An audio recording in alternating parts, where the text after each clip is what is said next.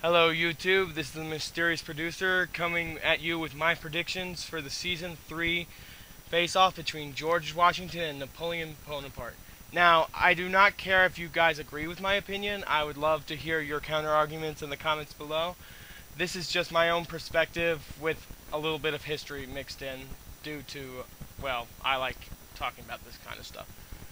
Now, the main issue I am having with this is you're putting up a military genius like Napoleon, who is trained in this kind of stuff, against a person who had militia at his side. I don't really think that's fair, but it is going to be a pretty good matchup either way. So, with that being said, let's look at the two most brilliant generals of all time, Napoleon Bonaparte and George Washington. Now, you can't talk about the warriors unless you talk about, well, the warriors. Napoleon was a French noble who actually went on to conquer most of the world. He was basically bred for that kind of stuff. He graduated from the military academy of Braine-l'Alleud, and he even caused a 9-year reign and hundreds of wars in the Napoleonic War. His sphere of influence is undeniable, and his military genius is actually used still today. His main focus was on artillery and cavalry, and it worked so well. George Washington, on the other hand, had experience on his side, not as much as Napoleon, but he did have military experience of his own. More of in the case of hit-and-run tactics, which did work against the British Army. However, this is not a hit-and-run kind of battle. They're using artillery, they're using muskets, they're using cavalry. So, I'm sorry to say, this one I have to say, as far as experience and yes, Napoleon is a lot shorter and probably a lot less muscular, but he's a lot more of a military genius than George Washington will ever be.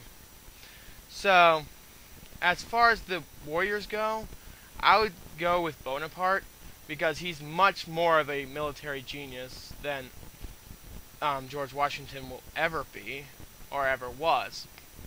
He caused revolutionary ideas, a civil law, and even caused so many years of war, and almost won had he not invaded Russia.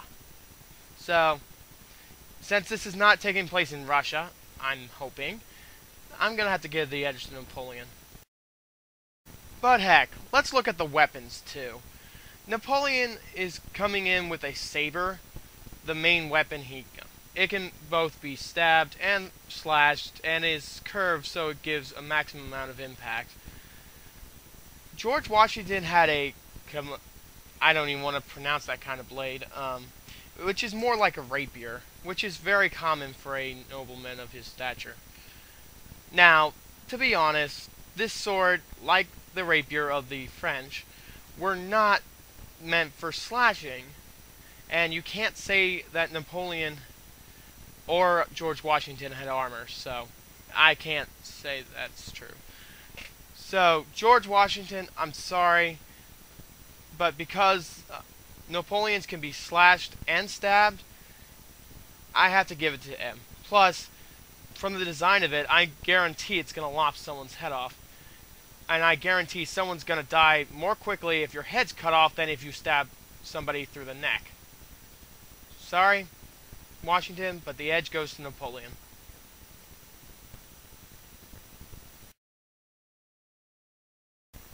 Now let's move on to long-range weapons.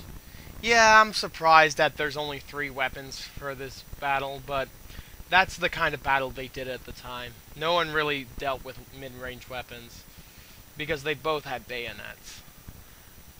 The Chevrolet musket of Napoleon was not really designed for precision shooting. Napoleon was more of a up-close and personal with his combat with his infantry, as really shown. He was more of an artillery guy and cavalry guy. It's what he specialized in, and it really did work.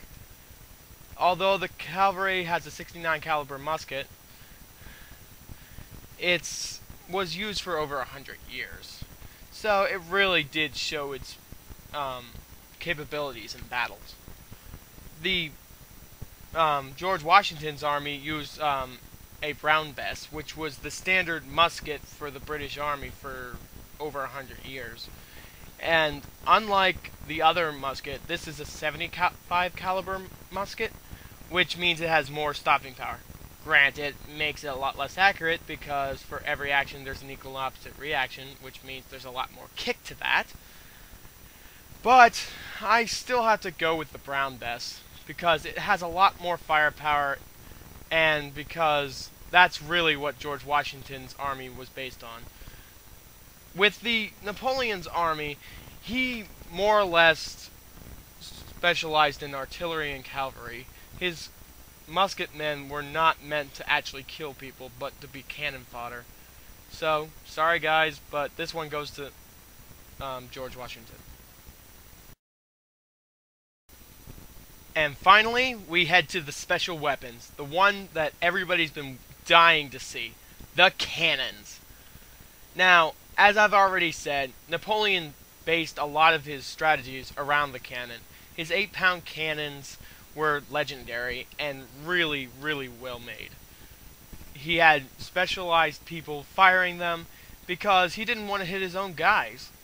So, he had to have the best people on his cannons, and they would almost never die. With George Washington's cannon, it may be a little lighter, but it's a lot more maneuverable, and because of that, it can be moved around a lot easier and hit people, move, and that's really what he was based around. However, where do you think they got their cannons? France! You didn't really think Britain gave them their cannons, did you? Plus, the 6-pound cannon was operated by militia. People who have almost no idea how to fire that thing. With Napoleon's army, he had a lot of people who knew how to fire the cannon, which made it a lot more accurate, had a lot bigger cannonball, and would do a lot more damage. And from what I saw of the clips, I also saw grape shot. A bigger cannon can launch a lot more grape shot and kill a lot more people. Sorry guys, but the 8-pound cannon wins in this case. So to put it bluntly, I really think Napoleon should win. His skills, strategies, and training of all his people are really what's going to pound this home. I don't really think it's going to be a close call. Yes, he's shorter, yes, he's weaker, but the problem I have with this is this has to be a minimum of a squad battle. So I really think Napoleon's going to brutally massacre George. Do I have disrespect for George Washington? No. Do I appreciate what he did for this country? Yes. However, I really don't think he is going to hold up against Napoleon. So, my prediction is going to be Napoleon Bonaparte, the deadliest warrior.